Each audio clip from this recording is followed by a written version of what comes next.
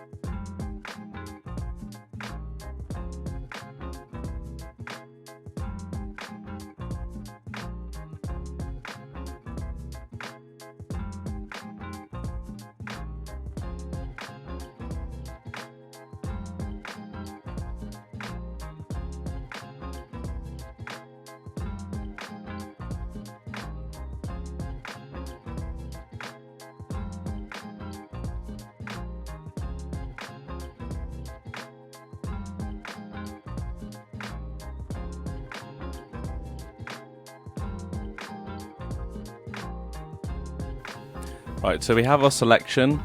Now I'm going to start layer masking this out and see how it looks. It's not going to be perfect because I'm doing this quite quick. If it was my own project though, I'd take probably half an hour on cutting this out and making it precise. But if we see, it's quite a good cutout. It's like pretty accurate. Just this little bit in here which I need to get rid of. But all in all, if you use the pen tool, you're always going to get a more accurate cut. It's just the way it is, just because it's better. Something that you should all keep in mind, really, because as I've shown in previous videos, it can be a major help to getting a clean cut image. So now if we go into the refine edge tool and just get, oh, not that one, choose that one, and then just bring some of the hair back, maybe just a little bit, just so it's not so stagnant on the edge. Thing is though, if you do this too much, as you can see, I've lost a lot of the colour of the hair. So you just want to go around the edge sort of and just bring back little bits of hair. Don't go too close in because you'll just completely ruin the image. Just want to make sure it's not such a straight edge, just something like that. And maybe clean up some of these areas around here maybe. Maybe not, because it might just ruin the overall cut, but if you can sort of stop having that sharp edge, you'll get better over time. As I said, I've done this really quick, but as you can see there's some bits on his arms which are a bit sharp, like here, I don't know, but that doesn't really matter for this tutorial because that's not what I'm trying to show you. So if we just click, smooth it off about 25, feather it maybe a tiny bit, and contrast it. That should be okay. So if we apply this, and then we're going to move our images to this background. So if you follow what I'm doing, you need to create a new document, and the size needs to be 1200 by 1200, resolution 300, RGB color, and then a black background would do. If you click create on that, so we've got our background now. The next thing we are going to do is create a solid color for the image to sit on, and for this I'm going to choose maybe a dark blue, something like that, and then we're going to go to our image, drag it across, drop it in. Right, so we have our image. I'm going to turn that off for now. I'm going to go to my Finder and get my brush image. So now we have the part of the image which we are going to place Thor into. This is a really trendy Instagram technique at the moment. So if you think you could learn it, I would, because you'll get a lot of likes on your images and it'll be a great technique for you to learn. It's really simple to do, as I'm going to show you right now. So you're going to put this below Thor, turn him on, and make him probably a little bit bigger. If we Control T to select him, and then just make him fairly big so he's popping out of the image pretty much, like so. If you don't know how it's going to look, you can turn the opacity down, then you can see the edges of the image and where they're going to be placed. So you're not going to be able to see his arms at the bottom here. They're going to be cut out by the shape.